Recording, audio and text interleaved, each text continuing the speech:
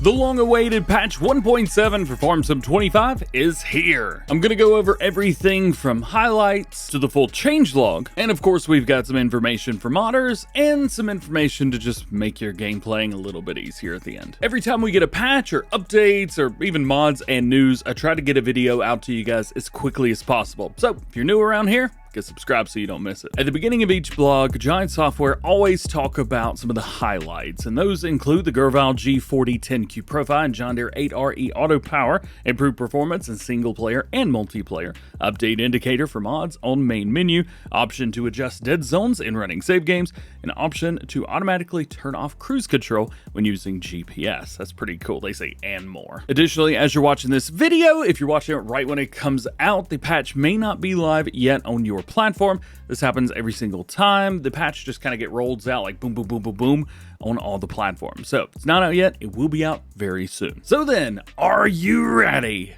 Let's get into the changelog. As far as new machines and items go, we have the Gurval G4010Q Profile Bell Wrapper, as well as the John Deere 8RE Auto Power Livery. As for additions and improvements, we have added ability to adjust dead zones in the running save game for PC, added download and file size information to the mod hub, download dialog, added exclamation mark to main menu if mods have updates available, and added option to turn off cruise control on the GPS line end. That one's very cool. Super excited about that. As far as fixes and changes, we've got a lot of stuff in here. This is the main meat of 1.7. So various technical changes to improve performance, various stability improvements to prevent crashes, various text and translation adjustments, various visual adjustments on several models, improved multiplayer map sync speed, improved multiplayer performance, improved color of cut grass foliage LOD, delivering goods for multiple harvest contracts with the same station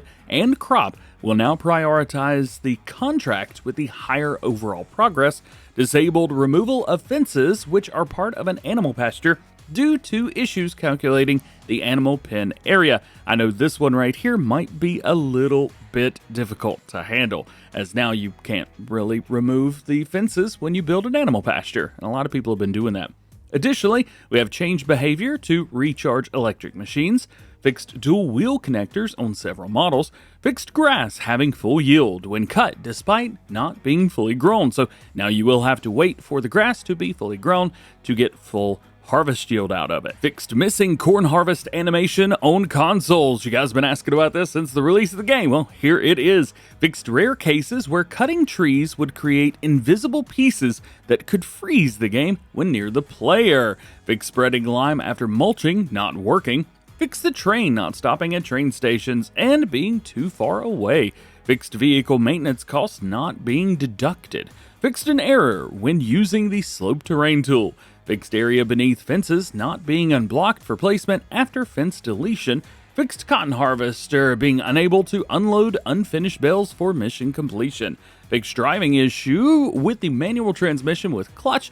Fixed feeding robots produce not showing up in UI by producing more than needed.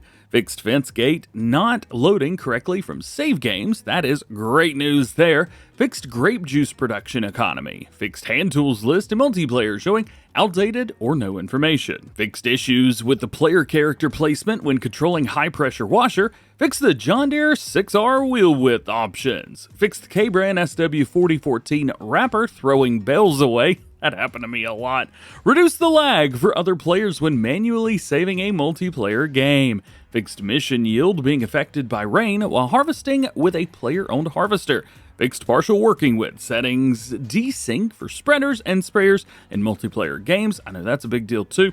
Fixed players being unable to transfer all of a farm's money in multiplayer. Fixed player character getting stuck on platforms when exiting trains or vehicles next to them.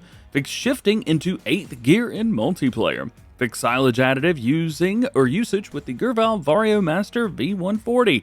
Fixed snow not being removed properly after being disabled in settings. Fix the water foam glowing at night.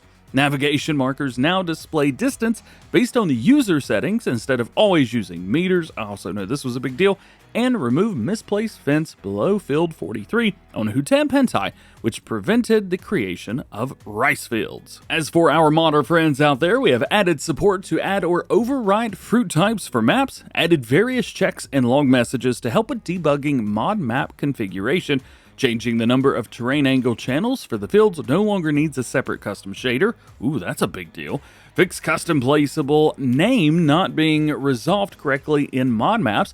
Fixed crash when deleting a placeable which used onCreate water callback. Now only allowed to be used for in-map assets. And finally, fixed environment maps not working correctly on custom maps. Giants also posted some additional notes saying, as with all major updates, you may experience stuttering on the first game launch after updating, especially when using mods or custom graphic settings due to shaders being recompiled. Simply, all you have to do is drive around or fly around your map, maybe in build mode, or if you're on PC, load up your power tools or your flight mod, whatever you've got, and just fly around. You will need to do this in first and third person, so in a vehicle in first person as well as running around the map. Those are going to be two different things. So hopefully that helps you out. And there you go. That is everything that you need to know about patch 1.7 for Farm Sim 25. I'm currently out of town when you're watching this. I'm going to do my best to get a gameplay video out later on showing off some of these things. And if there's anything specific that you would like to see or like to see me test, please let me know in the comments. If you like this video, you could drop a like on it, get subscribed if you are new, and join DjGoHam fam. Again, questions, drop them down below. Otherwise, have an awesome day.